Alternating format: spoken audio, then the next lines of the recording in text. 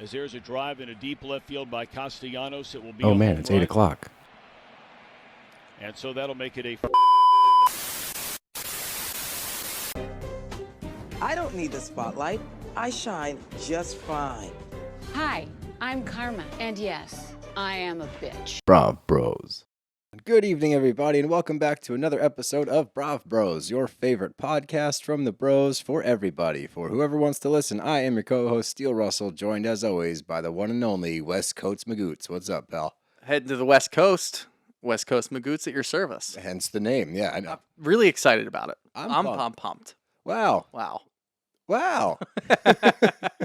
No, it's funny. Like this week has definitely gone by in a blur, and it was one of those things. We talked about it on Tuesday. We were both starting to get excited. Mm-hmm. Both of us kind of hold our excitement until the end, as it usually goes, except for that first live show. Yeah, but that's because we've never done it before, and I think I was equal parts excited and apprehensive because I didn't know what to expect. It's a lot. We're showmen now, though. We are showmen. We are much like Erika Jane. We too are showmen. Much like Hugh Jackman. Oh, the We're greatest showman. Jesus Christ. We've done 2 live shows, and now we're Hugh Jackman. Lofty expectations. I can't wait to get out there. We land, I think, at like 3:30, and then Brooks already has some dinner reservations lined up for us. Ooh. So we're going to have some good food, good friendship, a little West Coast bonding for the bros. I'm excited. Yep, nothing like it. I'm actually really excited to wake up Saturday morning. And this is just like, because I've been out west enough where like the 3-hour time changes come into effect, but I've never been to LA during a football weekend. Waking up at like 9 a.m., like, you wake up at like 8:30, 8:45, go grab some coffee, come back. 9 a.m., we're going to have college football on Saturday morning. Same thing with Sunday morning. Sunday morning, those 1 o'clock games, they pop in at 10 a.m. I'm excited for that. I didn't even think about that. Dude, because I love the international games for Sundays for football, because you can wake up, have some coffee, watch, the Dolphins and the Chiefs or whatever it was. Or if you want to go Patriots Colts, which was a clunker, you still get to watch some football at 9:30 in the morning, enjoy some coffee, eat some breakfast, and just have a nice start to the day. There is something to be said about having your first cup of coffee in the morning and being able to watch football. Now we're just like way into sports. How did we get here? What happened? I don't know. This happens every time. I will pivot a little bit. You didn't say anything about it when you came in. I'm a little upset, but it's okay. I put up Christmas decorations today outside. I thought I was either going to get some shit talk from you, or at least a compliment, or at least an acknowledgement. It was strategic for me to not. I don't. It's not even Thanksgiving, dude. I literally said to Dev, we went out there to look when it got dark, and I was like, oh, let's go take a look. I was like, by the way, Shooter's going to give me shit. And she's like, why? I was like, he's going to say it's not even Thanksgiving. I was giving you the benefit of the doubt and thinking that maybe your daughter was coming next week and you wanted everything to be all set up. I just, I was giving you the benefit of the doubt. Instead of ripping you apart immediately, now I can rip you apart. Why? Have you looked up and down my street? I don't care about the rest of the street. I will not be the house that is the Grinch house. I will not do it, sir. It is not even Thanksgiving. You are not the Grinch.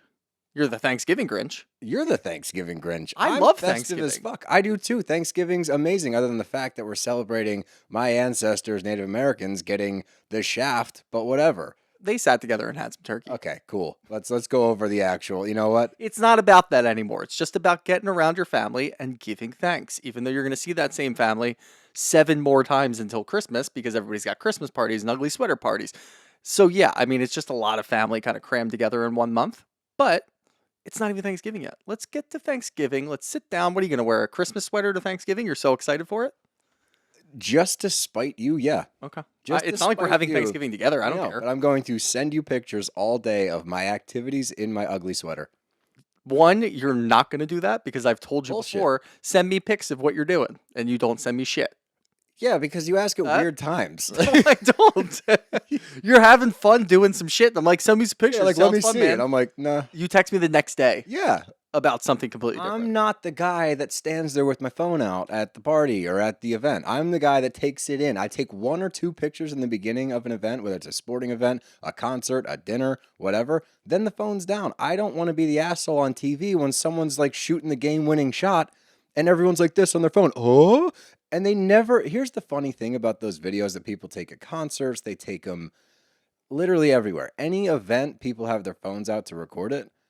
No one will ever go back and watch those. I do. Bullshit. How many times? I have a video of Bryce Harper hitting a homer against the Braves, that game that we were at, because I called it. That one was timely. All right, that one was cool. It was give you sick. that. And I watch it once a week. But that one's also rare because the odds of him hitting a home run in that moment were insane. Okay, so that you need to live in my life then, because those odds are not that rare. I call my shot all the time and it works out. This is not about your ego right now. This is about people being in the moment.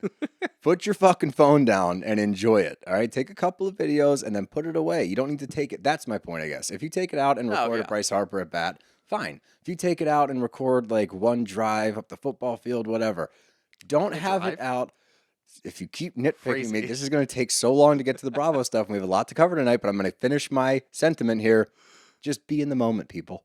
Be in the moment. Wow. I hate watching TV and seeing everybody in the stands with their phones out. It really drives me. Grandfather Rock Steele coming in to tell people to cherish the moment. Grandfather Rock energy. Cherish the moment, says the Grandfather Rock. Knock, knock. Anyway, it is our second episode of the week, which means we got some Rose and Thorn to do. So why don't we break out those roses and thorns, huh? Let's hear what you got. I'm going to start off with a little thorn here. And this comes from the video that we posted talking about Juan and going further into why he was fired and him not addressing any of those things. I would say for the majority of people, like 98% of the comments that we got were in support and pointing out the fact that no one else is talking about this type of shit. Right. There were a few in there, of course, because anytime that there's a huge quantity of people commenting, there's always a few that just make comments that don't make any sense. It's just such a weird hill to die on for me. Like, so why? My favorite comment from that, because I always have a favorite Thorn, because Thorns are funny. You losers, clout chasers, go watch sports or do a barbecue or something. I would fucking love to go watch sports and do a barbecue.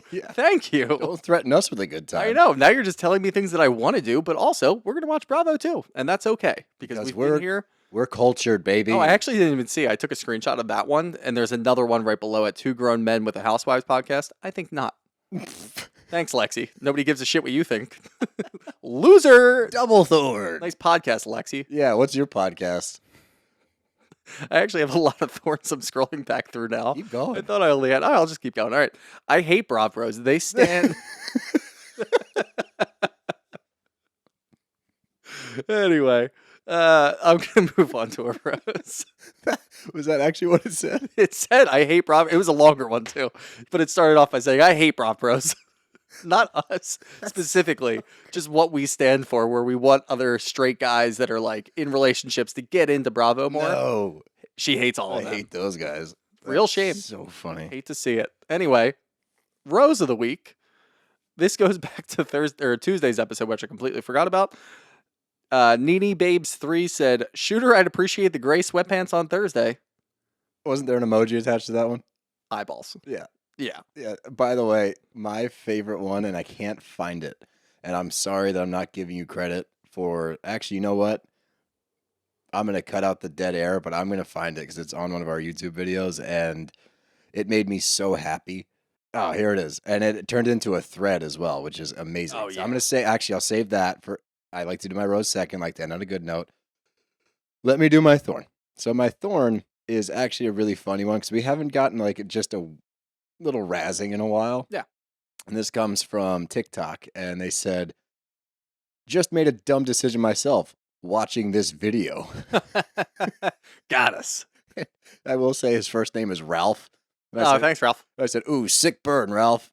I wonder if we'll be able to recover from that. And he responded, and his response was something along the lines of, it was like constructive. He's like, if you're going to be in this game, you got to have tough skin. It's like, we know.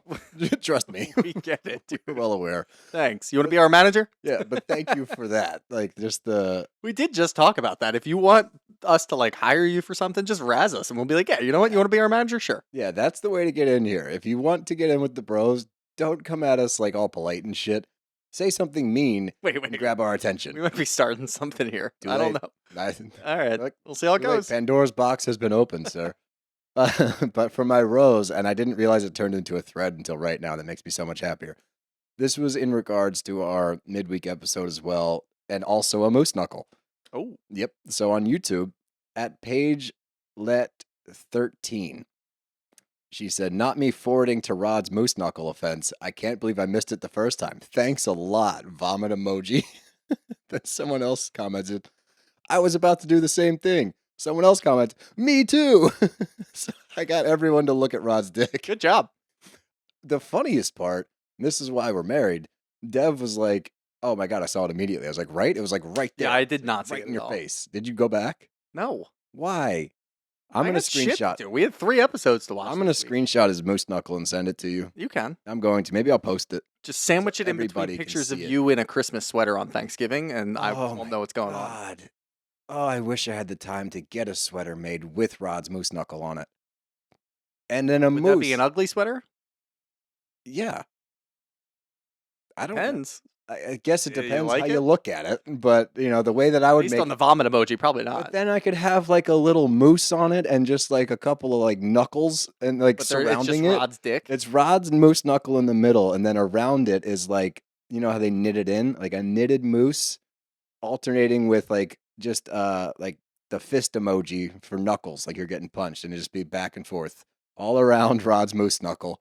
That would be a Do we have wonderful anybody that can sweater. sew or crochet or anything that Or Steele's if talking this about? sounds up your alley and you want to send us some mock-ups, I'm all for it. Wait, ChatGPT. Let's use AI for something good for once. Yeah. That's what we want. Should we go off on that tangent? Anyway, we've rambled long enough. Let's get into some Bravo. And up first, we are in RHOSLC, and this was a good episode. This is a good season overall. I'm really enjoying it. So let's dive right into the beginning. We start out with Lisa and Whitney, and Heather gives them a call and says to Lisa she wants her to intro her for her book event. And I guess what we have for Heather is she's on a book tour. She's ending her book tour, which was international, by the way. I didn't realize that. She's ending it in Salt Lake and wants Lisa to intro her to everybody. But the focus of this scene was the recap of the Prism event. And this scene paints Lisa Barlow perfectly. This is exactly who she is, because Whitney was mortified about what happened. It's like you guys were screaming back and forth. You were yelling, causing a scene. Instead of being like, I know it was so embarrassing, I'm so sorry, because you were party to it. Whether you felt like you were the aggressor or not, you were party to this nonsense happening at her party that was literally during a sound bath. Yep. It could not have been a more inopportune time for you to be an asshole. Instead of saying that, she says, what did I scream? What did I scream? Tell me what I screamed. It's like, that's not the point. We could hear what you screamed. Yeah. The And whole then point. it flashes back and it's you saying, don't talk to me, which you are trying to act like you were trying to shut it down. You weren't. You were part of the problem. In this moment, just say, my bad. You're right. That was embarrassing. She'll never do that. I know she won't, but it's like, how can you not see past yourself in that moment to be like, yeah, that was really rude. That was an event for you, and I made it about myself. And in this moment right now, I'm still making it about myself. Not only that, and you did say this whole scene did paint her picture of exactly who she is. I would even attach the Heather part of that. Heather's calling her, clearly this is an olive branch. I feel bad about what's going on with the whole Mormon thing Sure. and Jack going on the missionary trip, and obviously you don't really understand where I'm coming from. Here's how I'm going to get back in your good graces. You want to be the star of the show on Friday? Like, it doesn't matter what you're doing. Monica could call Lisa and say, hey, I'm doing a fundraiser. I want you to start it off with a song. Everything's good then. Yep. Because you know what? If Lisa gets to go show her face in front of a bunch of people and sing and rap and do whatever the fuck that was, she's going to go do it. And everything gets squashed immediately. And as we talk about later, we're going to be able to see all the collateral damage that causes because Lisa doesn't care. She does will not. flip a switch, and she does not care how it affects anybody else around her. I agree. But they bring up Angie and her getting along with Monica, and Whitney's the one to point it out. And we talked about it on The Brooke Ashley. We did a podcast with her yesterday, or YouTube, sorry. It was an absolute blast. If you have not seen it, go and watch. It's on her page, The Brooke Ashley on YouTube. We also did a live with Zach. That's also up on his page. So you got lots of BravBros content this week, so go check it out. Oh, yeah. But I made the point of saying Whitney is all over the map a lot of the time. You never know what she's going to say, but every once in a while, she pulls out this random nugget of information or this fact, or she says a statement. You're like, whoa, that is so on the head. Where the fuck did that come from? And in this moment, she has one. She goes, Angie placates to appease you. Like she's placating to make you happy. She wants to say the right thing, do the right thing so that you guys are always cool because she's afraid of pissing you off. She's afraid of upsetting you. And she immediately deflects. Lisa immediately deflects that. And it goes again to a confessional with Whitney. And once again, she has a fucking zinger. She says, Lisa Barlow has one perspective and one perspective only. It is hers. If it is not her perspective or her opinion, she will not only disagree with you, she will make you out to be the bad guy because you don't understand where she's coming from, even if she's blatantly wrong. She's a person that could state a fact and you could show her an article that says you are wrong. And she go, well, that's just my opinion and I can have that. Yep. That's the kind of person that she is. And I hate those kinds of people. But she starts getting upset now. Now she's like, well, I don't care. And like, she starts getting upset about Angie and Monica's relationship because she doesn't like the fact that Angie says one thing about Monica and then she does another thing and how she deals with her. And like, all right, fine. If someone's telling you that they hate somebody and then you see them hanging out, yeah, okay, I guess that could rub you the wrong way. But what Lisa doesn't understand is she's so over the top and she's so much that Angie's legitimately afraid to be like, yeah, we squashed our shit, man. We're cool now. But I don't know how to tell you that because I feel like then we're not going to be cool because you're not cool with Monica. Yep. And if you hate Monica, I'm supposed to hate Monica because if you hate anything, I'm supposed to hate it, even though that's not how life works. And that's exactly who Lisa is. And we've seen her for seasons do this. If she has beef with somebody, she will go on with it. She expects all of her friends or acquaintances around her to feel the exact same way towards that person, no matter what, because she has no perspective and she can't be able to see things from a different light. She has one focus, and that is, I don't like this person, so my friends don't like this person. Right. However, she could stop at any given time and say, okay, yeah, you know what? It's okay. Like, let's just squash it. We're all right. You asked me to come sing at your party. I'm going to come over and sing at the party. I forgive you. We're okay. She doesn't care that now Angie's put in a bad position. Angie can't go back to being friends with Monica because she completely cut her off because of Lisa. And now it's a hard issue for everybody to kind of face. The right move here is Angie. Angie's doing the right thing. She sat down like an adult with Monica. Monica is capable of sitting down like an adult, which, weird. Didn't expect to see that. Sat down, squashed everything, had perspective, shared some stories, got to know each other on a deeper level. Great. Love to see that as part of an apology. Lisa will never do that. There's no deeper level with Lisa. It's either it's all about me or it's not about me. Those are the two things. Yep, I agree. And the perfect end to this scene is she starts dropping F-bombs left and right. And the kids, I think it's Brooks, Whitney's son, is like peeking around the stairs like, what's happening in here? And she's just saying fuck over and over again. And I don't know about you, but I don't go into other people's homes and just start dropping F-bombs and getting loud. And then when Whitney's trying to explain what the problem is, and sure, she went long-winded. She kept repeating herself crazy. over and over. She's like, I got it. I understand. Understood. I got it. And Whitney keeps going. But it goes to a confessional, and Lisa's like, rule number 1, don't make your guests uncomfortable. No, rule number 1, leave the kids out of it. Rule number 1, subnote, don't say fuck in front of the kids over and over again and then defend yourself for saying fuck in front of the kids. If anybody cussed in front of her kids, she would lose her goddamn mind. Easily. She would be, do not say that in front of sweet Jack Barlow. You're going to burn his Mormon ears. Get out of here. But if it's Whitney, now Whitney is the problem and her son's the problem, probably. And as uncomfortable as it was that Whitney had to keep repeating it over and over and over again, I kind of understand it because Lisa was still talking over her, saying that she understood before Whitney was finishing sentences. You're right. So I think Whitney's correct in the sense that Lisa's not actually listening to me. She just knows, okay, yeah, the kids are here. I'm going to stop saying that. But she could easily come back the next day and forget all about that because she wasn't listening. Yeah, that's a very good point. But moving on from there, we get Heather and Mary, and we've been teased this scene for even before the season aired of the inbred comment. Like fucking 6 months. I know. But we get to the house finally again, and after seeing more of it, that's a horror house. Yeah, dude. That is a scary, I am petrified scary of that house, right? Like, imagine taking an edible and walking around that place. No, like you that can't make me. That would be a fucking nightmare. You can't even make me imagine. The colors, like nothing makes sense in there. It's honestly a perfect peek inside the brain of Mary Cosby. Yeah. Just chaos, but it makes sense to her. And Heather saying that she wanted to see this house for a long time. I'm excited that you invited me over. I don't think it was, I want to see this house because I know that you have really nice things and I'm looking forward to how you styled your house.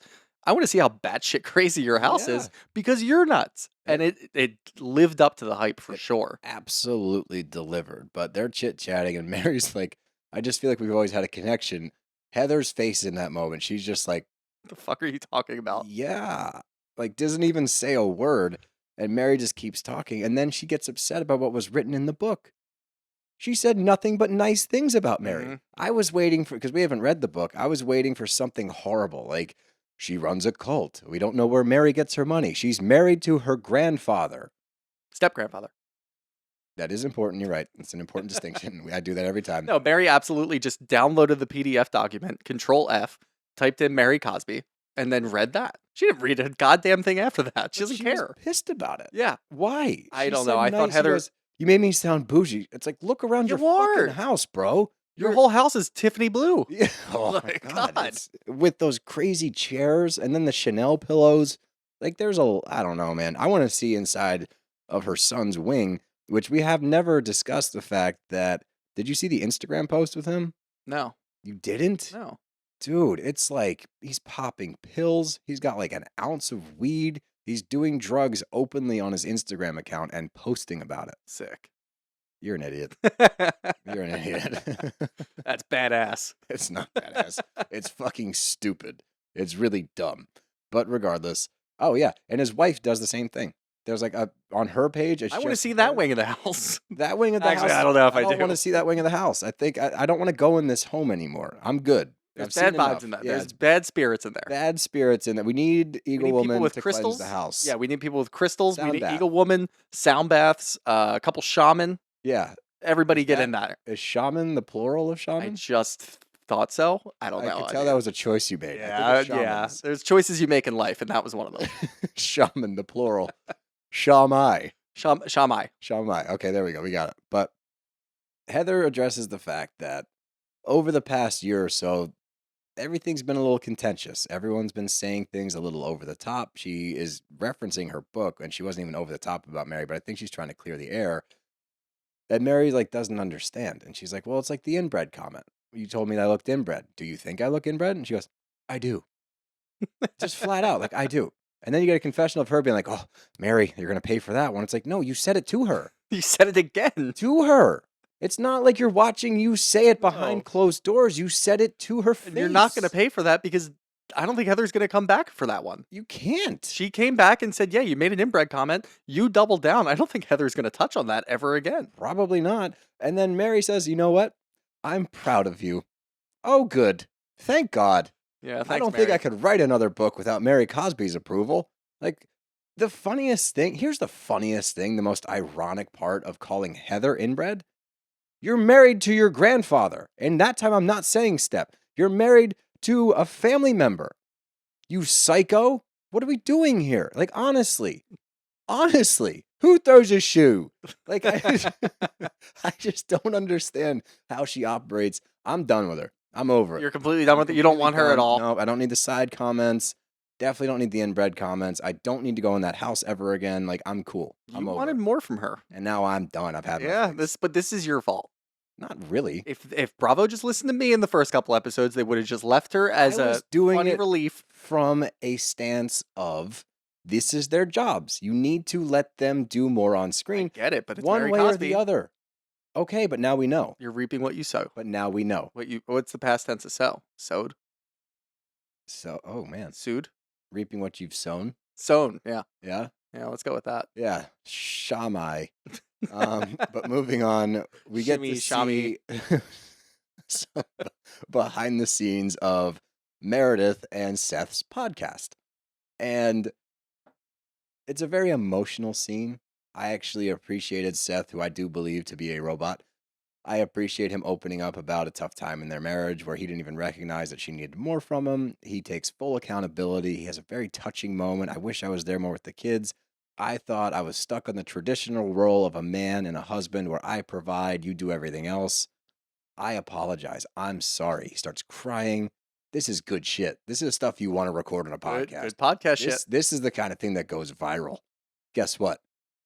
Didn't press the record button. You know they absolutely recreated that scene. Oh, without a doubt. Actually, we should listen to that episode and see. I thought about it, but you know what? I don't want to listen to their don't feel like it. podcast.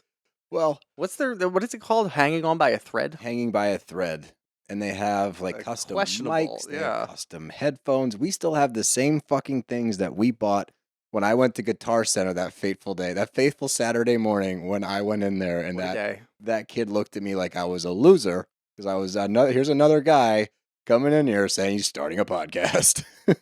Well, let's just get this out there. At least our podcast is pretty cool. Yeah, I think we're pretty I'm neat. not listening to Meredith and Seth's Hanging by a podcast. thread? No. That's also like a terrible name for a podcast. Is your marriage dissolving? What's going on? That's the implications. Are there. you okay? That's what the podcast should be called. Are we okay? Are we okay? Are we good? Listen next week and find out. Are we good? I don't know. I don't know. But moving on, we get to Monica, and she's at home with the kids, and LD shows up. But before we get to that, we talked about this with Brooke a little bit. We talked about it with Zach a little bit. Monica just had a bunch of stuff come out in the press. I know where you stand on this, but I want our audience to know where you stand on this. So I'm under the impression of, because of this stuff coming out, it does paint her in a different light for me. I know we haven't gotten anything proven. I'm not saying that, nail her to the cross. I'm saying the lawsuit against Heather's business after the payment plan went through under a different name, to me, that raises a lot of red flags. That calls into question a lot of her behavior during the show. This does not call into question her mother. LD, aka Linda, is a disaster regardless. She's also on Twitter now. Won't shut the fuck up trying to defend herself, making herself look worse. She's a lunatic. I'm sure there's a couple of shitty podcasts out there that want to interview her too. Yeah, without a doubt. I have a few in mind. I could name 5 off the top of my head that all of you have heard of. We're not going to do that. We're not starting any beefs tonight. But what is your take? So for me, I'm not out on Monica, but it does make me look at her differently. I'm going to be much more analytical, and I try to watch these things without outside noise. I just want to watch it from the scope of this is this season. Let's see what we've got. But because of this, it has forced me to look at it a little bit differently. How are you feeling? I mean, I talked about it a little bit last week on, I guess, when the news first broke and we were talking about it, and how I was upset that Monica and Heather are obviously going to be kind of at odds next season because of all of this. And I wanted them to be sort of like a power duo because it seems like they both at least think logically, if nothing else. So this could damage that outlook for sure. However, Monica's told us who she is the whole time. She talked about going to buy that bag and how she felt really bad about it. She doesn't have a lot of money. And this is one of those things that just happens. I wish that she hadn't done it and crossed that line of business and personal life going to Heather. She could have gone to any place in the world to go get the injections. Instead, she decided to muddy the waters. I don't think that this was one of those things that she went into it thinking, all right, I'm going to pay $400 down, $49 on top of it, and then I'm just going to cut it off and sue them back and say that they fucked some shit up and I had to go get it fixed. I think that more than anything, wouldn't she want to not muddy those waters? Wouldn't she try everything possible to make it work and pay the things that she needs to pay? It makes me look at it differently because this is a strange approach, knowing that you're going to be on the show with this woman again. Right. Hopefully, if you're coming back for season 2. Yeah. But that's why for me, I'm like, oh, there's a lot of things here she could have looked at before going forward with this. Maybe talk to Heather before suing. Heather was blindsided by it. She had no idea because she saw she was getting sued by Monica whatever. Right. Not Monica Garcia. So then when She's using her married name? Yeah, she did. Did she think that was a spy move? I don't I'm know. going to use a different name. And then playing devil's advocate, it's well, maybe she didn't want her name because she's getting injections and doesn't want people to know that she's going to get work done. But I don't think that's the thing. I don't think that's the thing. I think she's pretty open about anything like that. I do too. So that's why for me, I'm like, all right, well. I think that this is the type of shit that happens all the time, though. I feel like any sort of, when there's a payment plan available, this happens way more than anybody really thinks. Okay. It's just weird to see a housewife do it because we're so used to housewives that can afford things. And then when something happens like embezzlement or they lose a ton of money on a business venture and then they end up, losing their net worth, those are the things that shock us. But Monica has been, middle class or a little bit higher than middle class probably for the entire season. And she kind of came in like that. So I'm not really surprised by the move. Okay. However, like I said, it sucks that it has Heather implications. And that's kind of the biggest takeaway for me. I don't really care about any of that shit, though, because Monica is who Monica is. All right. Fair enough. But back to the show. LD shows up and Monica tells the kids to lock the door behind her. And when she gets out of the car, she says, I come bearing gifts, which is the worst possible thing you could say to somebody after you stole their car for a few days. And that was the gift, which is not a gift. No, I thought she was going to break out presents. I was like, all right, what do you got for the kids? No, you're actually just saying, here's the present. It's your car. That's not a present, LD. Nope. That's a terrible present. You're a terrible person. And she says, I was just trying to get your attention. What are you, 5? They You're her both mom. operate. They both operate like that, though. That's true. Every time that they get into an argument together, it brings you back to Monica being like a 14-year-old and her being in her 20s and not knowing what the fuck she's doing. Yeah. That's kind of where their relationship stopped. It just never evolved past that. And obviously, from what we understand when they talk to each other, there are good moments here and there. I don't really like any of the people that are pointing out that Monica brought her mom on the show for a storyline. That doesn't really make a whole lot of sense to I'm me not because getting this is that pretty vibe fucking from it. real. It seems pretty real. Like, Linda is. Why would you want to put yourself through that? Why would you want to put your kids through that? Because your kids are the ones who are making those comments. Like when she left, her oldest said, "Do you want us to lock the door?" Like Yeah. her kids are pretty cognizant of what's going on in That's that what I'm relationship, and they're a little afraid of their grandma. That's That sucks. That is not something that you just bring willingly into a show with cameras already. There's a ton of pressure. You don't want to put yourself under that kind of microscope. You want to show that like you have a nice family. I think more likely her mom is the one who said, "Oh, you're going to be on this show? I'm going to start showing up a little bit more." Once you start showing up a little bit more, those raw emotions come back up. Maybe they didn't see each other a whole lot because obviously Monica was kind of keeping her at arm's length.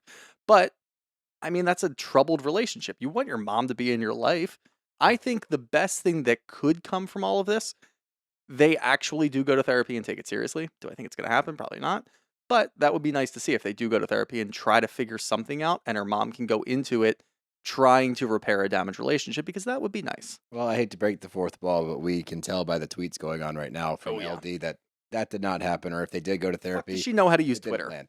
I don't know. Get Twitter out of these people's hands. But she makes her walk home, which is a great move. And then we get to Heather's book tour, and Lisa is just flat out ignoring Angie, like a 5-year-old. Like she can't get over herself to just like acknowledge that she's in the room. And if you go back and rewatch the scene of them arguing, at the very least, Monica was not trying to pit Angie against Lisa. She wasn't making her choose. She was actually highlighting the fact that Lisa is trying to make you choose, Angie. Yep. And that's not okay. And it's not okay. And like Lisa's acting like a clique in high school. Like you're not part of this group anymore because you like Monica and Monica's gross and now you're gross by association. But I did not need this callback, but we got it anyway. Yeah. Here we go. We got Away in a Manger. Now Lisa's singing her hit song Away in a Manger, which I think she thinks is way more iconic than it actually is. Hit song? You could call it not her a hit song. Away in a Manger is a hit song. Yeah, not by her. No, but I think that was the joke. I was making a joke, yeah. like her hit single Away in a Manger. The thing is, you were making a joke. She was not making a joke. No, she was dead serious. She was dead serious. And then she says she was bored of the song and didn't see this coming. I really, truly did not. We get a rap. We get I'm going to call her LB. LB on the mic. I could have really done without it. I hated That it. was I hated that awful. moment. But But that's the thing is Lisa's looking out into this crowd and nobody's vibing along to what she's singing. Nobody cares. Clearly Monica's sitting there like, what the fuck? What are we doing here? What is this? I don't want to watch this. I don't care what's going on over there. I'm going to keep talking. So she decides to go into a rap. no, the Bad rap was move. planned. The rap was definitely planned, but I think she had a backup plan in case the song didn't work out that well. Oh, you think? Maybe. I don't Well, know. we get to Heather reading her excerpt from her book, and I really enjoyed this part. And we've heard so much about Bad Mormon. I almost said the Book of Mormon.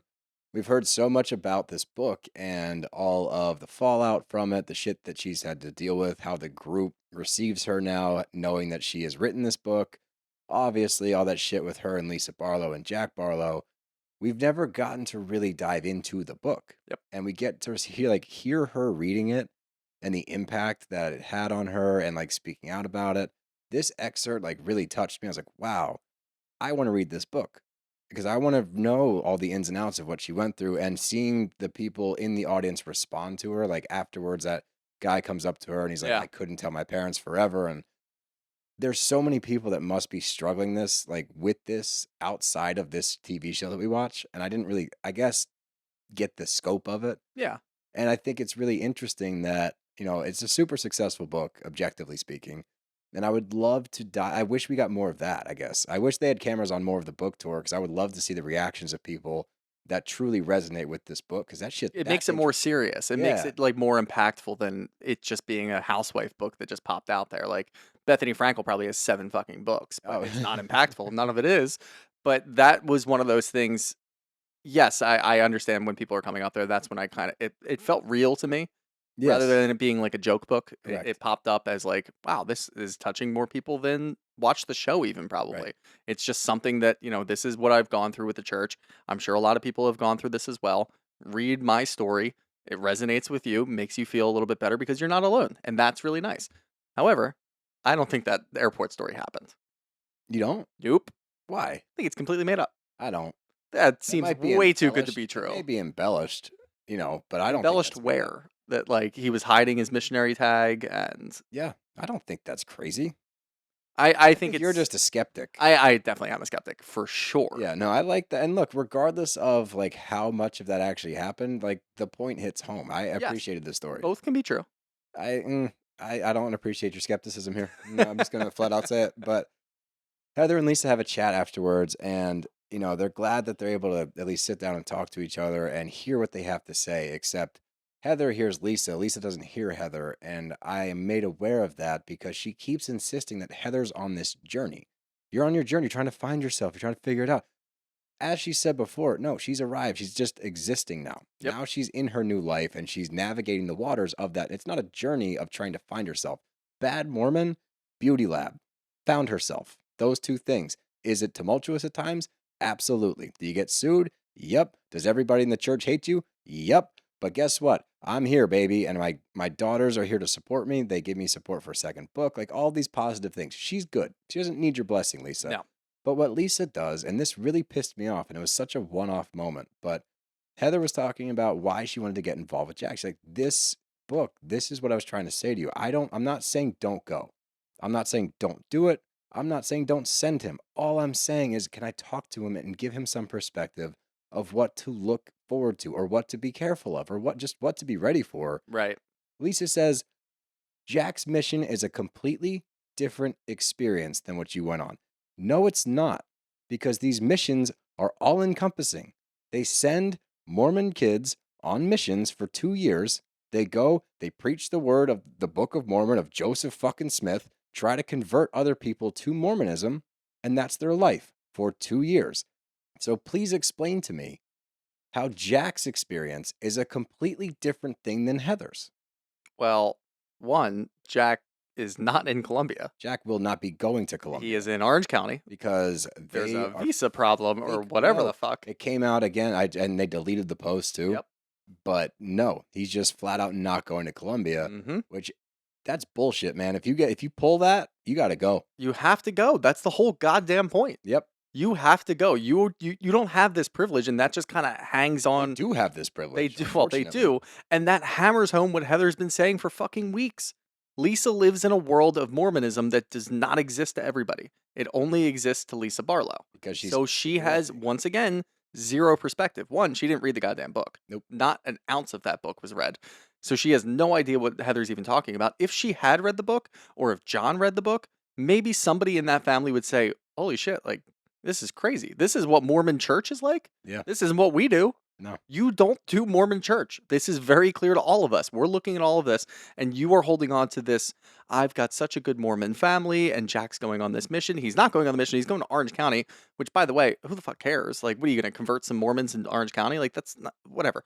Not here nor there. He should have to go to that island in, I'm regretting this already, the island in the Pacific that doesn't allow outsiders in there. Remember that one I guess it was a Christian missionary that had to go out there and they ate him alive. That's where they need to go to get some goddamn perspective, all right? That's a horrible thing to say. Oh, yeah, but it's okay. That was kind of funny.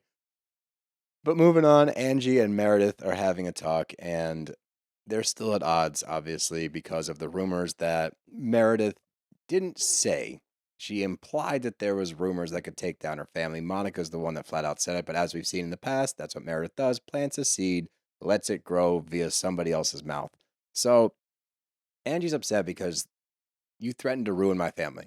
And Meredith's like, I threatened to. It doesn't mean I'm going to. It's like... I actually love that line. It's a funny That's line. a great line. But at the same time, she just dismisses her, gives her a half-ass apology and walks away. And in this one, again, I'm like, dude, just say sorry. All of you guys are so, like, stuck up your own ass. Like, just apologize. Yeah, you were wrong. She's not going to. Nobody will. What I want, and it's so, weird and did not see us getting to this point. I just want Angie to move on. I do too. I feel bad for Angie. But you know what? It's This so weird. confessional, She's her- such a good Greek woman. her her confessional though proves to me that she has hit her stride. She's no longer forcing things, because her comment was great. She Mhm. goes, her apology, it feels fake, it feels shady, feels like Meredith. And I was like, ooh, There you that go. was good. Now you Finally. know. You understand how this works. You have to do game tape. You have to do the Gotta watch recon. the film. You got to watch the goddamn film. Go back in the season, see what Meredith does. She does not change anything. None of these people on these shows are that intelligent. They do not change their tactics ever. They are not the brightest bulbs in the bunch, okay? They are very straightforward with what they do all the time. You can see it coming from a mile away. Just embrace it, know that it's coming, and get the fuck out of the way, and then live your goddamn life. How to Housewife. How to That's Sheila Housewife. McGregor.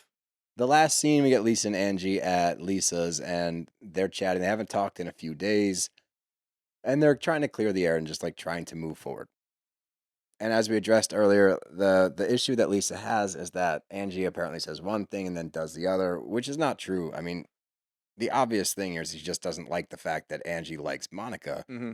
But I'm glad that Angie speaks her truth and says, I'm afraid to be clear because of your reaction to the birdhouse thing at Heather's house, because Heather and Angie were at odds. I told you that we squashed it, and you had an issue with that. It's not even involving you, but because you have shit with Heather, you're now mad at Angie because Angie got a pass from Heather because she took the time to go there, have a conversation, build a goddamn birdhouse, and clear the air. You have to put in the effort, Lisa. This is the issue. Lisa Barlow thinks that everyone's going to wait on her hand and foot because she thinks that Earth revolves around her.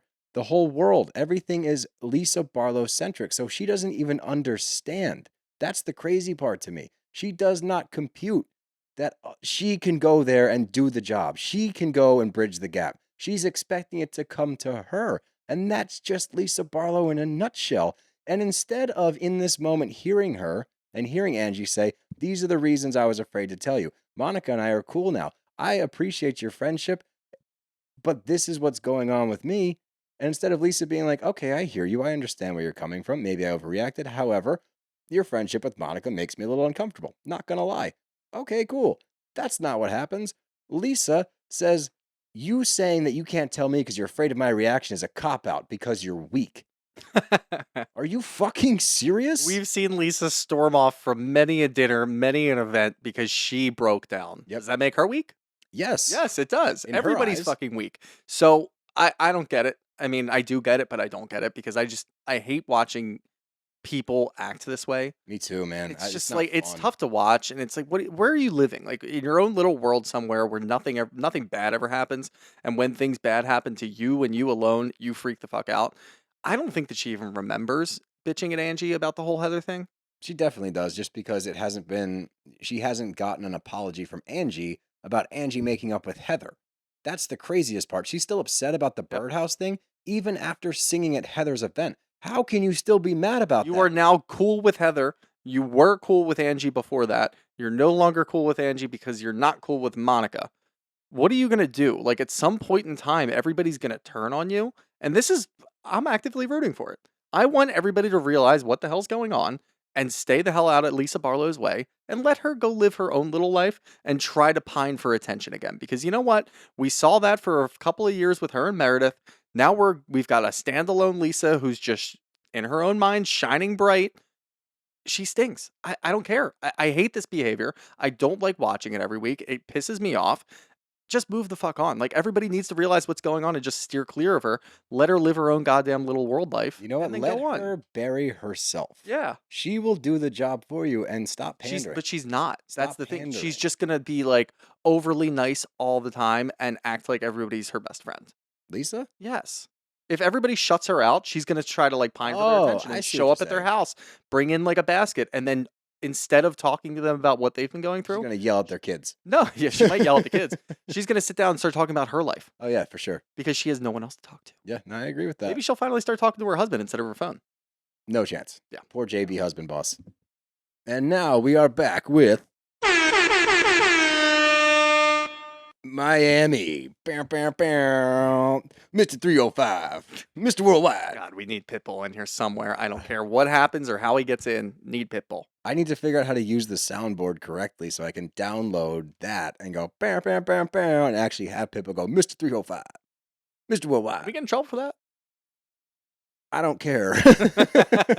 We'll figure it out. It's all we'll right. deal with the repercussions Nobody's gonna hear it. afterwards. As long as nobody Yeah. snitches. Yeah, none of you guys Listeners. snitch. Yeah.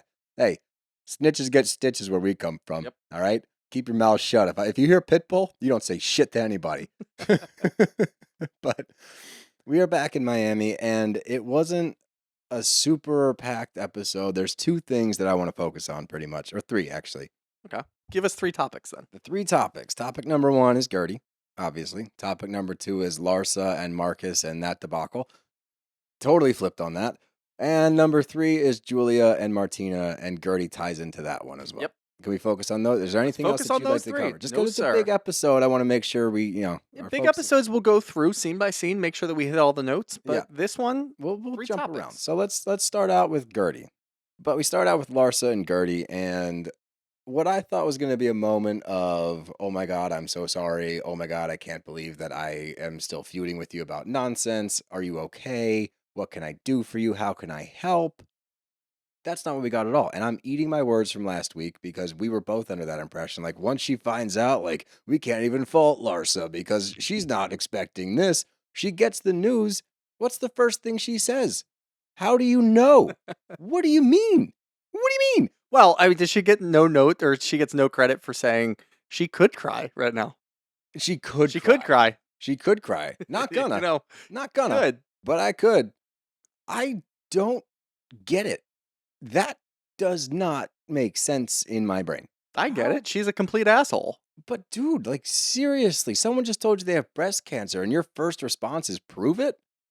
Like, Pretty convenient. yeah, Like, okay. good timing. You called me fake and now you have breast cancer? Skeptical. Like, that's literally what it That's sounds pretty like. much what it was, yeah. But she almost puts the blame on Guerdy. She's like, I said I was sorry. Like, why are you still fighting with me? Why are you? And you didn't tell me right away. If you sat down in this conversation and just started to do that. Larsa, what's the hardest thing that you've ever had to do sitting down to a conversation? I don't know, like when you were getting divorced with Scotty or something? Like, Maybe, yeah. that is not even remotely close to what Guerdy has to go through to tell her friends, the people that are close to her, that she has breast cancer. Give her a little goddamn grace. You're putting it on her. You're blaming her for She's not bringing it blaming up right her. away. That's fucking insane. It's crazy, but that just tells you who Larsa is, man. Like, she's so concerned about being in the right and getting vindicated and being like, I'm not fake. Admit I'm not fake, and then we'll address the cancer thing. Yeah. She brings the fake thing up again. It's like, how are you focused on that right now? Focus How on your is that friend. even in your mind anymore? I have no idea. And on top of that, Guerdy's like, Larsa, please. She's just trying to talk. And Larsa's, you're talking over her. She just told you she has a life-threatening illness.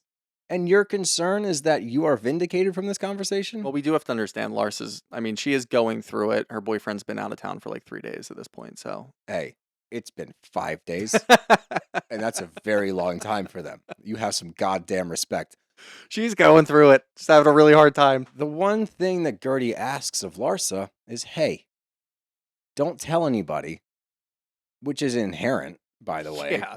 A cancer diagnosis. Not your news to share. It's not at all. That is a major thing to share with people. That is something that you do when you are ready. Because Guerdy might not even be ready for another like 3 or 4 weeks. Like, she might wait until she's about to start chemo and people are going to start noticing hair loss or something like that before she tells people. It's her timeline. You know what She's comfortable with. just clicked with me? I know what Larsa's going to do. Because obviously it's going to come out that Larsa told everybody. Oh, yeah. Clearly, probably at this fundraiser the next week. I know exactly what she's going to do. She's going to tell Guerdy that Guerdy had such a hard time telling Larsa. I figured that I could just tell everybody for you. I'm being a good friend. I like that. I'm being a good friend I and think telling that everybody will else because happen. that was such a hard thing for you to do. I just wanted to get ahead of it and let everybody know so that they weren't so shell shocked. And then Larsa's going to Yep. get mad at Guerdy for not understanding why Yep. she did it. Absolutely. Boom. 1000%. Wait and see. Nostradamus. Book it in. The old Nostradamus is back at it again, baby. But great edit from Miami here because we get 6 hours later. No, seriously, 6 hours later. Larsa says, I had the most stressful day. Yep. She makes Guerdy's cancer diagnosis about her. And I know exactly what she's doing here. And it's disgusting. She is using Guerdy's cancer diagnosis to garner sympathy from her friends at the party. Yep. She's saying, Guerdy told me she had cancer so that they go, aw. Notice that she didn't do that with the group from the show, too. She only did that with her friends. Mm-hmm. I fucking hate that move. It was a terrible. I mean, she it's tells everybody in the group, but like she only did the whole "I had the most stressful day" thing. Like me, I. She's a piece of shit. Honestly, like that's where we are right now. I was going into the season giving Larsa a chance because I said, you know what? Maybe she is good for the television show. She's not. She's just a piece of shit. She's just not a good person. Yeah. Like if you can look at the situation and not see that you are so wrong and so disgusting for doing this. Let's just double and triple down. She groomed Marcus Jordan. Quadrupling. She babysat the goddamn kid when he was 4 years old, and now she's going to get engaged to this guy, and she's fucking him 7 times a day, apparently. Disgusting. She's a terrible person. She deserves to rot in hell. That's it. Let's leave it at that. Okay, cool. Well, we're at Marcus's welcome home party, and we do need to comment on this simply because how crazy it is. And I'm glad the rest of the group is like, this is ridiculous. He's been gone for 5 days.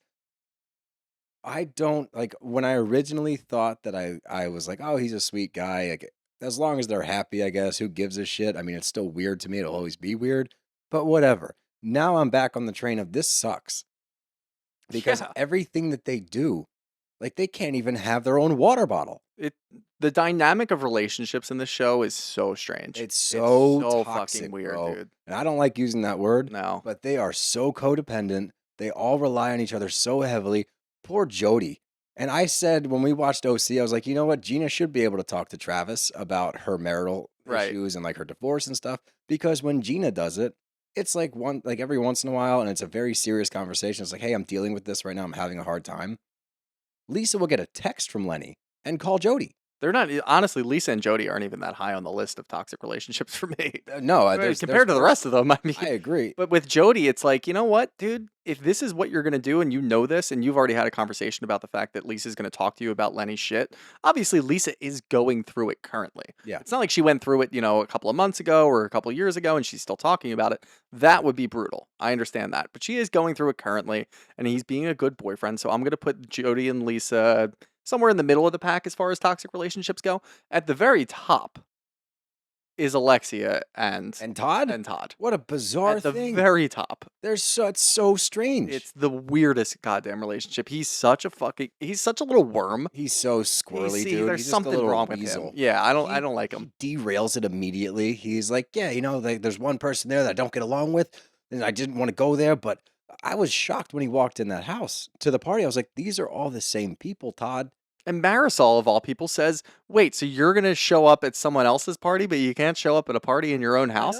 Marisol said that. Mm-hmm. Crazy. Marisol also, which we'll get into right now, cried as soon as Larsa told her. So that's a fucking reaction. That's a reaction. That was a genuine reaction to something, and it's Marisol, of all people. She even knocked over her drink because she's so distraught. Yep. Larsa doing this, sitting down, not only telling her own friends, which, you know what?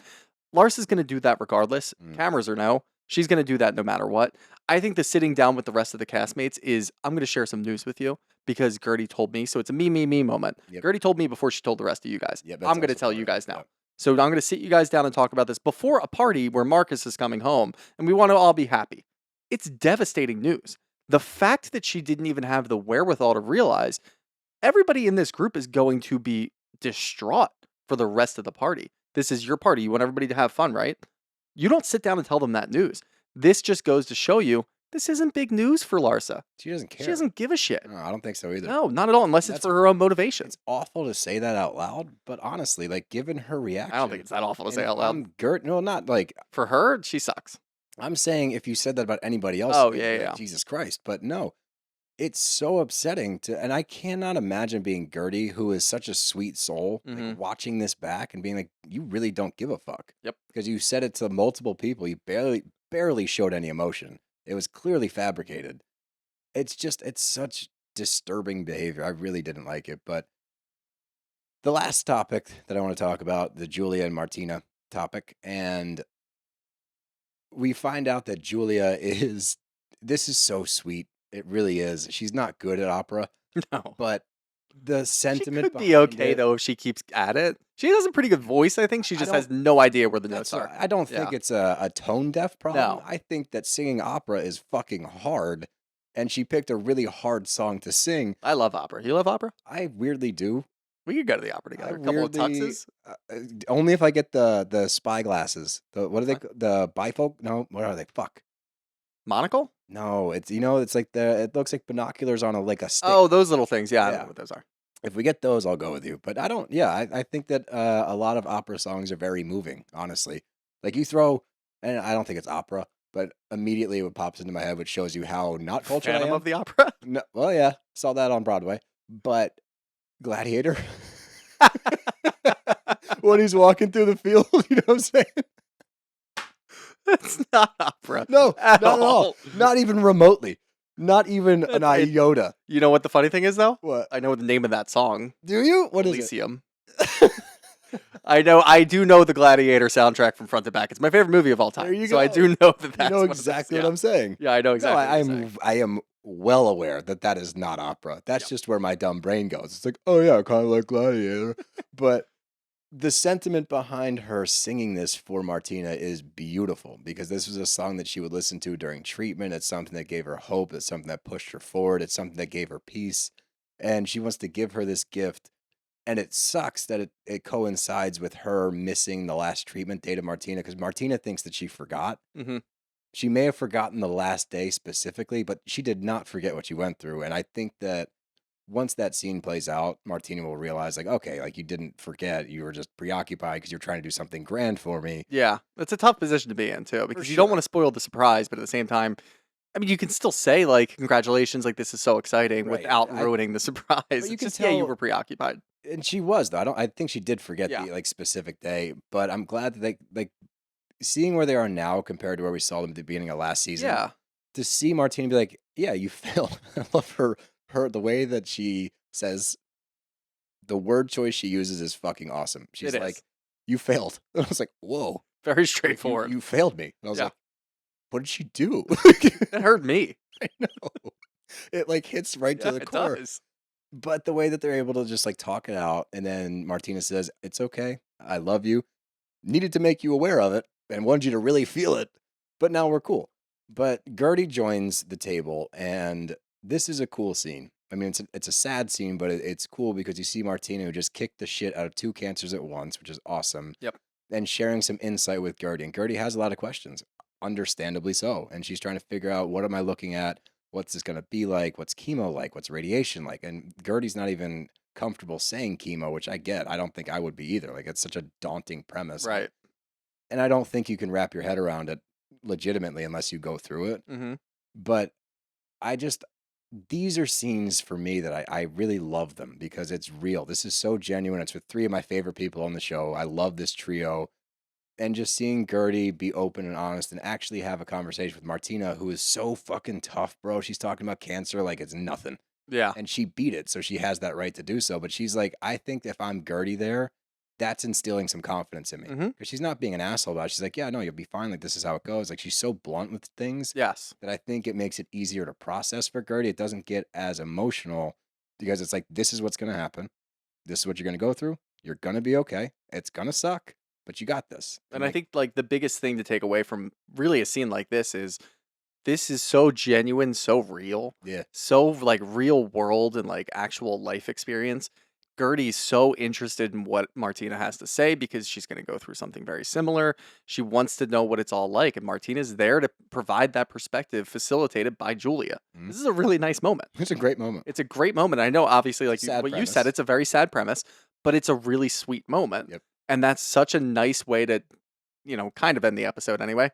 But it's such a nice way to end things because obviously Guerdy's got a long battle ahead of her. You've got 2 people at different ends of the spectrum right now, but it doesn't mean that they're not in it together. Correct. And the fact that Martina is able to sit down with her and have that conversation after kicking cancer's ass, after saying that she just struggled a couple of days ago with her last chemo thing, she's in a completely different headspace than what Guerdy's in right now. But she can kind of put Guerdy at ease, and that's Right. really nice. And Guerdy can also look at her and be like, okay, you did this. Yes. I can do this. I got this. Like, Yep. because you did it, I can do it. Like, it's supportive. And the last thing I want to talk about, or the last thing I just want to touch on briefly is it kind of and the last thing I want to touch on briefly because it corresponds with this. The scene of Russell and Guerdy when they're walking and talking about telling the kids and like the emotions that are in there, like thank God that Russell's on this show. Oh, I know. He's so solid and normal and like a fucking husband. That's their relationship's at the bottom of the list for toxic. Yeah. No, because it's a real like they support one another. Like Guerdy is so concerned about derailing Russell's life. Like you don't need to be doing this shit and this and that. And Russell's like, are you kidding me? Like your problems are my problems. And I have a confession. When he said I got your back and they hugged, I shed a tear. Did you? I actually shed a tear. That's okay. I'm not gonna get on your case. I felt it coming. Like, like the throat that starts to like clench a little, like, oh no. Yeah. And then when she hugged him after that sentence, I was like, fuck. And I got a little teardrop.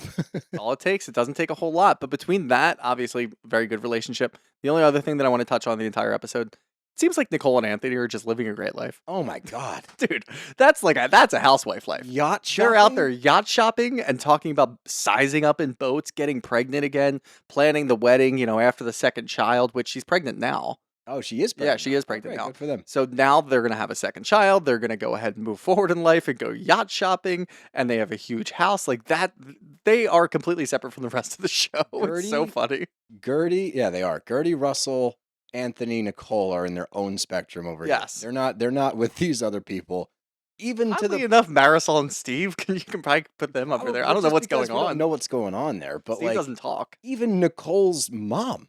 I'm like, thank God there's a normal mom. I know. She's just like, I'm just so proud of you. I'm like, cool. And she's like, I'm proud of you too. High five. It's funny because during that scene, I had to remember last year when Nicole's mom popped on, because obviously we know about her dad, but her mom popped on, and I couldn't remember if there was beef there, if her mom was good or not. And as soon as she started talking, I'm like, oh, this is a good mom. Yeah, good mom. There we go. Good No, mom. yeah, good mom.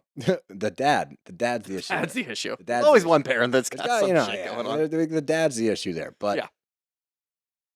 let's finish this bad boy up. We got some RHOBH to talk about, and this one was interesting. It wasn't my favorite episode ever. It was a good episode, but it was an interesting episode. Yeah. And we start out with like the Magic Mike recap, and PK's talking to Dorit via FaceTime, and Kyle's talking to Mo via FaceTime. And they're two very different conversations, and this gets my brain churning a lot because we know for a fact, Dorit's even said it, PK and Dorit have had a tough year of marriage. We know that Kyle and Mo obviously have because they're still going through it right now. But when you get these two scenes side by side, see that? Not juxtaposed. Side by side. Side by side. When you get these scenes next to each other, there's another one. Technically, you did, well, whatever. Did I say juxtaposed? You still said it. I did, but I was just proving a point. I know. But I guess I can't go an episode without saying I know. Ah, damn it. But for me, Kyle and Mo, that's clearly they're not clicking. Even in this scene, like the way that they're talking to each other, it's very face value. It's just like, what's going on? Like, can you give me the girl version? Because Mo's really short with her, and then he doesn't really go that far into it. He does say that PK talked about some issues with Dorit, like what their marital issues that they're having, whatever. The conversation ends super quick. You flip to the other side, we know that they're going through it too. And I hate the way they talk to each other. It really bugs me. And she's like, oh, my bubblish. Bubblish. Oh, bubblish. Oh, my love. This and that. And I think to me, now my brain's going, I'm like, she's doing this for the camera because we know they're not doing great. She knows that Kyle and Mo are going through it on camera. So I think that she wants to paint the picture that her and PK are in a better place than Mo and Kyle. And now it becomes a competition. Also, there were cameras at PK and Mo's dinner. Can we not get more than that little scene? Want more. Can we not get the entire goddamn dinner?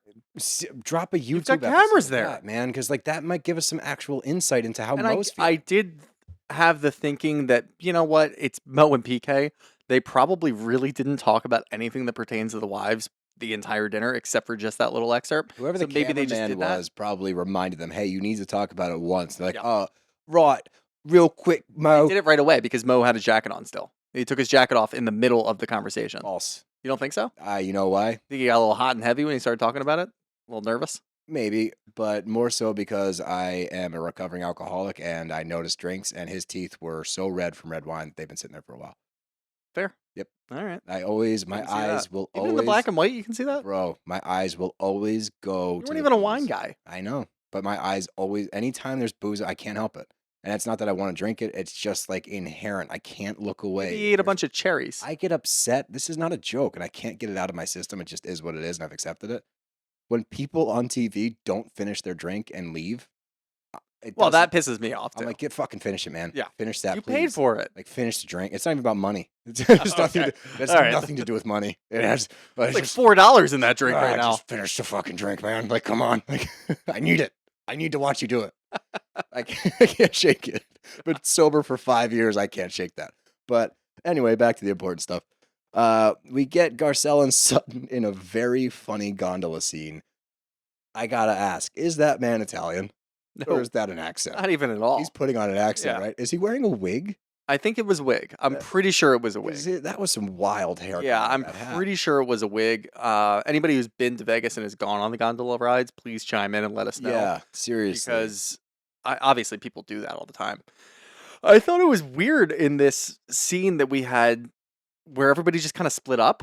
Mhm. Like, why the fuck was Erika and Crystal sitting down for Crystal's birthday? Obviously, the whole weekend is Crystal's birthday, but why was it just the two of them down I with was Crystal's confused birthday why lunch? everyone paired off as well. Yeah, that was weird. I don't know if that was a production thing or if they were like, all right, we need a break from each other after was- last night. Definitely production, I think. Okay. We're gonna pair everybody off. You're gonna go talk to people about what happened and what's going on. That's what I think. Okay. And then I guess that makes sense. But I do like the pairing of Crystal and new Erika. I do too. I New liked Erica's- that. I really like New Erika, first off. And Crystal and Erika is a great duo because what Crystal can get from Erika is I think that Erika will pull her out of her shell even more. And again, like we talked about it a lot just because we had the interview with Crystal and she made a point to tell us like they cut a lot of my shit from last year. Right. So I kind of appeared dull, like I don't bring anything to the table. So I think that duo right there, because you know Erika's gonna be loud. She's a showman. At the end of the day, she's a showman. So if Crystal can attach her wagon to that and kind of I think they complement each other well. I think so too. Weirdly enough, which I wouldn't have been able to say last year, but watching this scene with the two of them sitting down, you get so much out of Erika, and it's because of the questions that Crystal was asking. Yeah. Crystal felt comfortable enough to ask questions about Erika's life and where she is now. Would you go back and change anything? No. Would you go back and do that again? No, definitely not. Mm-mm. But you get like some actual raw emotion and perspective out of Erika, which shows one that therapy's helping for Yeah. sure. And whatever this new outlook is for Erika on life, where she's obviously Lent, she's not fighting, but she just seems way more at peace. And she even said as much. She seems just not defensive, I think is Yeah. the best way to. But she's like, and she says that she's not on the defense anymore, and you can tell. Like we're getting a much better Erika on screen, even Yes. more so than with Tom, because I think with Tom she was in a bad place in her marriage, Mm-hmm. and she was acting out as well. So now we're getting.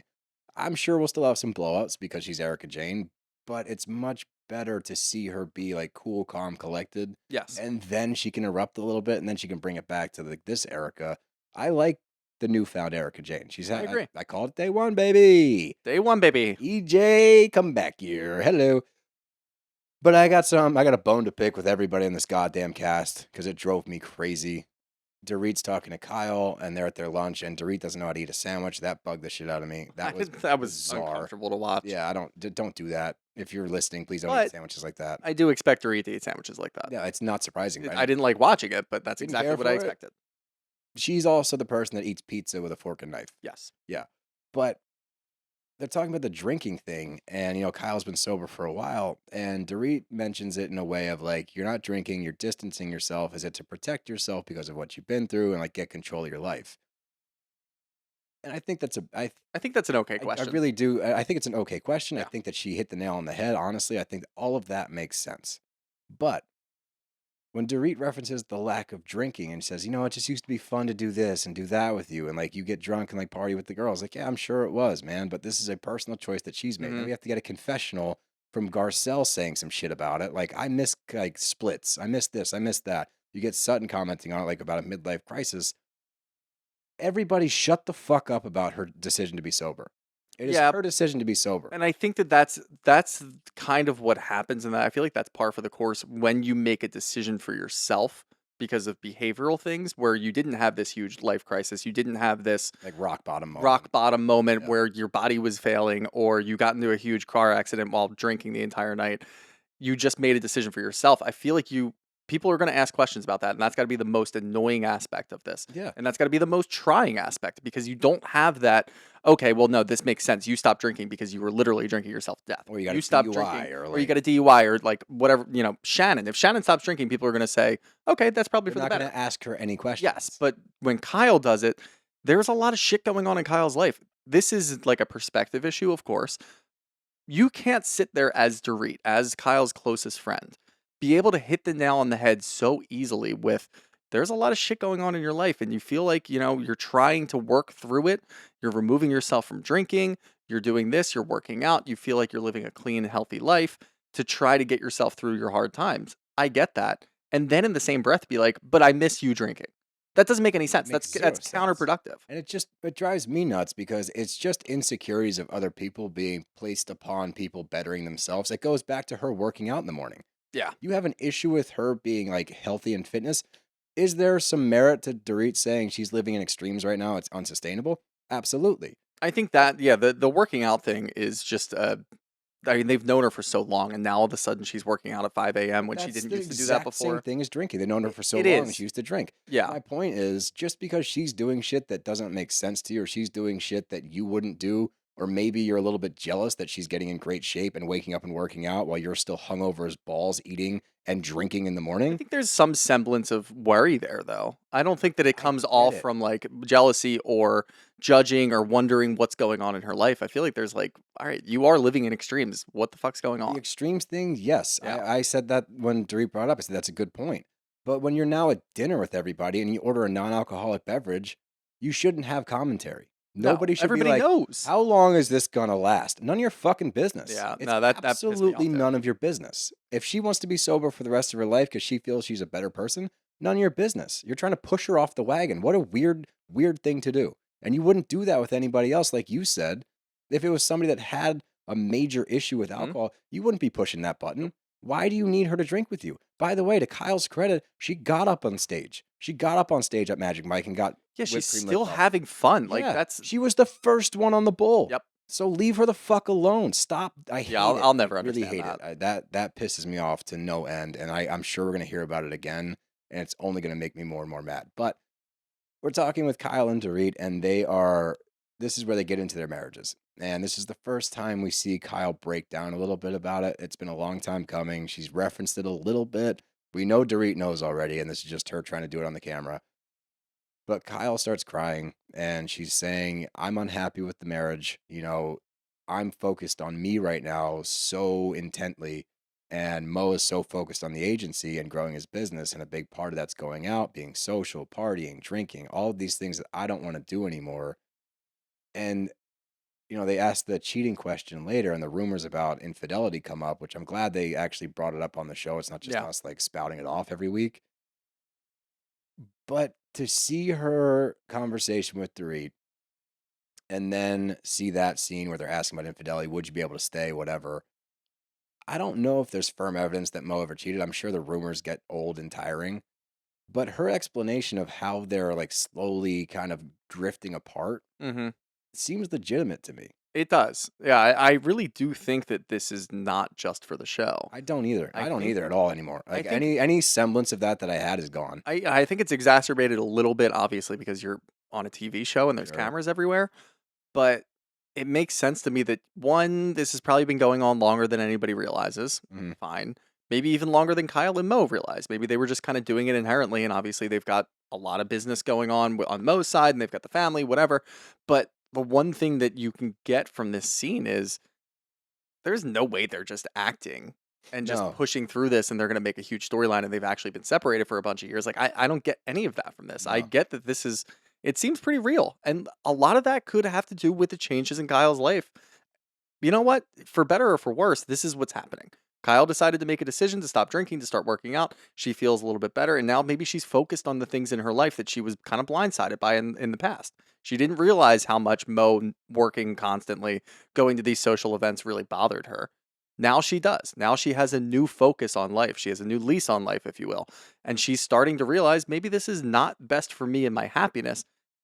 I just hope that at some point they get to, and I think we do get to see that, where they sit down with the whole family and they start talking about it.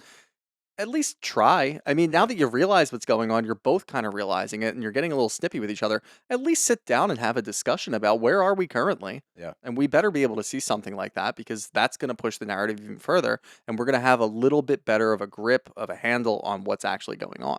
Yeah, I think that we're going in that direction. The only thing I'm nervous about is we haven't heard anything substantial, and the show's been done filming for a while. Yeah. So, But that might be good. That just might be, the end of the season is they don't know where they're going. which And is we don't okay. know And what's like, going on. And we yeah, haven't heard a whole lot of Morgan Wade stuff that's since, also true. since that music video dropped. Everything kind of died down. Yeah, Mo went out Dancing with the Stars. But other than that, we haven't really heard a whole lot of shit. Maybe they're in therapy. Who knows? Yeah, who knows? Trying to fix a relationship. But after the dinner, during that dinner, not much happens. Erika has her revelation about money and, that she's okay with who she is now and she wouldn't want her old life back, as she said with Crystal earlier, and that she's just more conscious of spending and that, it sucks sometimes that I can't buy the bag, but at the end of the day, I'm okay with it because the bag that I do buy, I earned it with my own money. Yeah. I do have to point out, you're probably making like close to $500,000 for being on this show.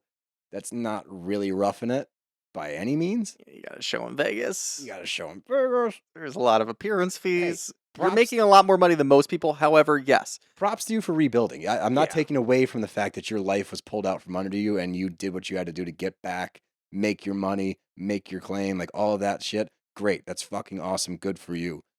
But again, you're making like $500,000, bro. Like you're doing all right. You earned it. You earned every fucking penny. But don't sit there and talk to us like you're making 60 I'm okay a with year it. living I'm in okay Beverly with it. Hills. Just because it's a drastic change from what she's used Okay. to. All right. So you know what? Yes, just because she's making close to $1 million a year with everything adding up, and she was used to being able to spend whatever the hell she wanted, now she has to pay for rent. Or is she renting, or does she own the house now? She said that no, that was one of the things she said. She goes, will I be able to buy a house? It's Yeah, like, so she's still renting. So yeah, that's you a should big be thing. able to. Look, as long as you don't pump 60 grand into the rental. Hey, we dropped it again. We're not even talking about Once an Potomac. episode. We Yeah. just got to throw it out there. Just don't do anything stupid. Doesn't seem like she is. I actually like this, that she has that kind of outlook, saying, you know what, I'm okay with the fact that I can't buy that bag because when I do buy something that I really want, I feel good about buying it because I got it with my own money. That's nice. It's all nice. I'm not trying to take away Do from you think it's going to last, though? I do. I really do. I think don't. that We're going to turn a corner at some point. I'm waiting for I the don't other think shoes she's to going to drop. be like super peaceful all season. I think she's going to flip it. No, I think she's going to flip back to Erika of old. at Full some point. blown? Yeah. Okay, I'm curious. I don't think so, but love the scene from the honky tonk. Not a lot to talk about there. The bull riding, needs some work. But Mateo, the cowboy. You want to call him a cowboy? Yeah, Mateo. I don't like Mateo Why? What does because he do? Because he's manhandling the women up there? for me, it's more so like he controls the bull, like he's making it move. He's doing it sexually. It was sexually. All right, that just it rubbed me the Does wrong that way. go for everybody? I don't know, but he was doing it How many mechanical bulls have you seen in your life? a lot. I've ridden. Do you feel that way about all of them? What do you mean No. you've ridden them? I've So do you ridden think they were doing it sexually No, when you were up there? no. Just Mateo. Mateo it was like slow gyrating movements. Like they're not supposed to do. Like, come on, man. No, not. I don't know, dude. I don't know, dude. I don't know. I don't know, dude. It's either all of them or none of them. I don't think. I'm not all bulls, all mechanical bulls. in All the guys world? operating bulls, yeah. Oh, that's what you're They're saying. either all doing it sexually or none of them are. I think a lot of them do. Okay. Mateo falls under We'll that go. umbrella. Here we go. We'll go down to Xfinity Live. We'll go to the PBR bar, and we'll just. Oh, scout. there's a video of a Phillies fan just staring at a girl on the bull, like he's in Thank you. love. Oh, Well, I've he seen wasn't. that He one. wasn't doing. I've seen that. He one, wasn't actually. controlling the mechanical bull. But let's keep going. We're getting sidetracked. We get the elevator ambush, and Erika makes it awkward, obviously, because she sees him, the dancer from Magic Mike. The door is open, and there he is, standing there. And I want to believe so badly that this wasn't planned. I really want this to be a genuine moment. I don't think where it it's like, was planned because they all pointed out that it was great that he just showed up I on the think elevator. so too, but there's always going to be that little voice in my head like that might be production. Yeah, I know. But regardless, she takes the opportunity to kind of put Sutton in the hot seat. And, Sutton has an issue with this on the Sprinter van later. I really didn't. I think that, Erika's kind of kept her mouth shut about the whole incident. and been pretty mellow about it. And it literally, if it was not planned, seems like a God moment where it's like, gotta say something now. Like the doors literally go, oh. The guys had their stuff too. Like they had a bunch of their luggage or clothing or whatever they were doing. Performing Magic Mike in Vegas. Maybe they don't. I don't think they live in the hotel. You don't know that. Maybe they were just staying for the weekend. Why? Because they have houses.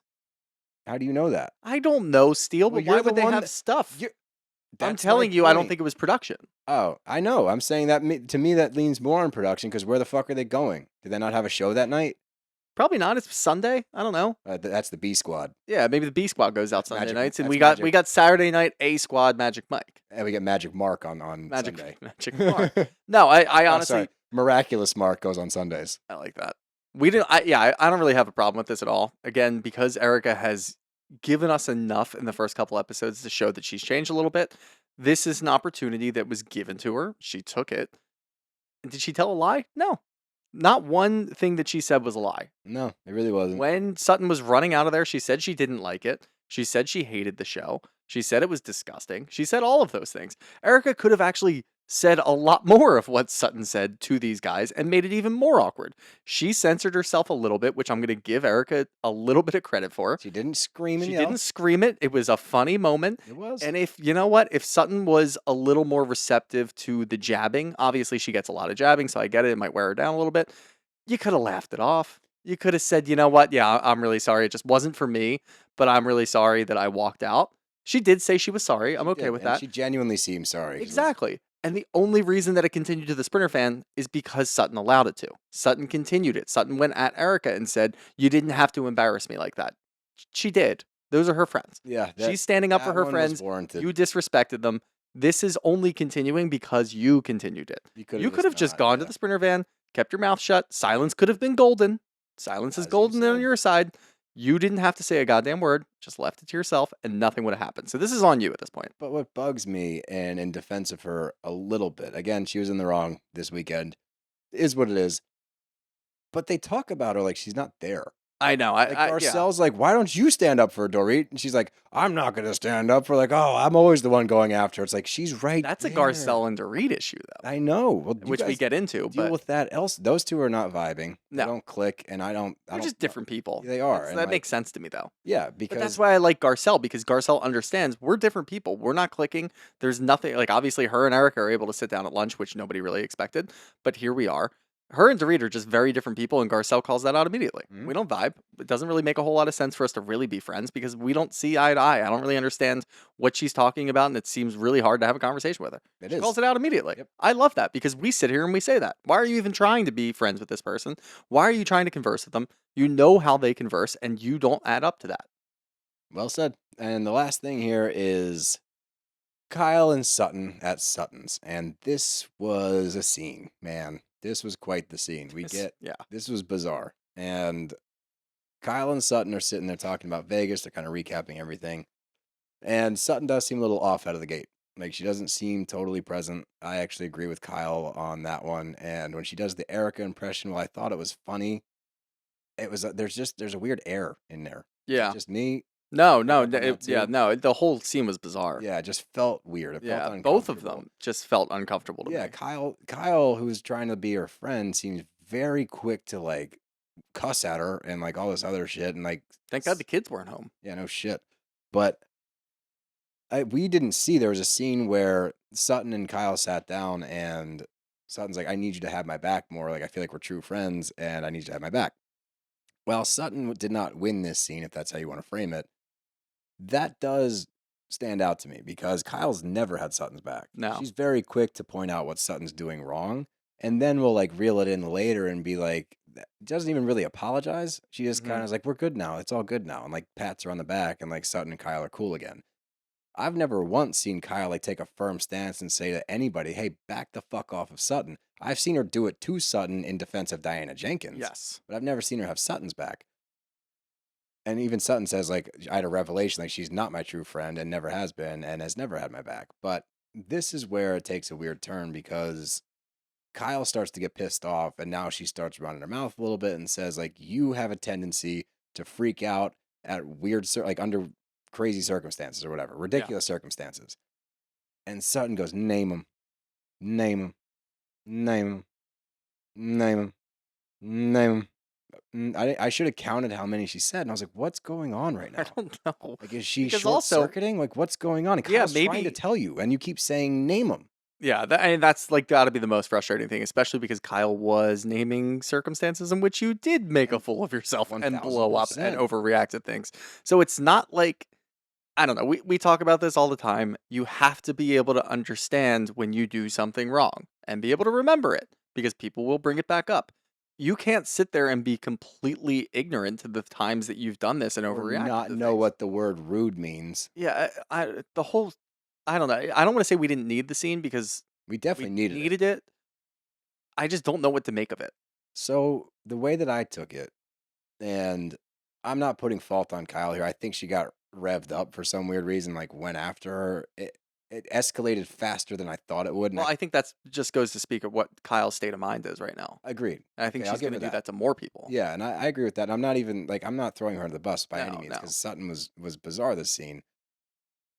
This says to me like Sutton's going through something that it might be the dating thing, it might be the lack of a date, it might be Vegas, it might I don't know if maybe she's having a hard time with this friend group, maybe she's having a hard time with her kid. I don't know what the fuck's happening. There's something going on.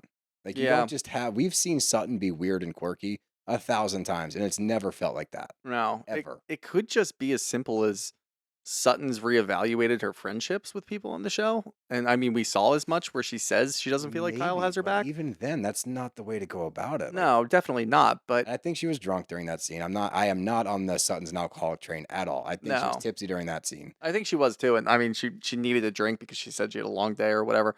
But I don't know, because then at the end of the day, we're trying to analyze a Sutton scene, which is one of the hardest things to do. Even when she's in a good mood, they're In the hard to break. biz. They're hard to break in the biz. In the biz, In the it's a Bravo hard biz. thing to break down what Sutton actually means when she says things and the way that she acts. Her behavior during certain scenes doesn't make any sense. This was one of those. And Kyle's behavior, like I said, we can put a thumb on that one We've because seen that one before. we know, we've seen that. She's in a weird state of mind and she's lashing out a little bit.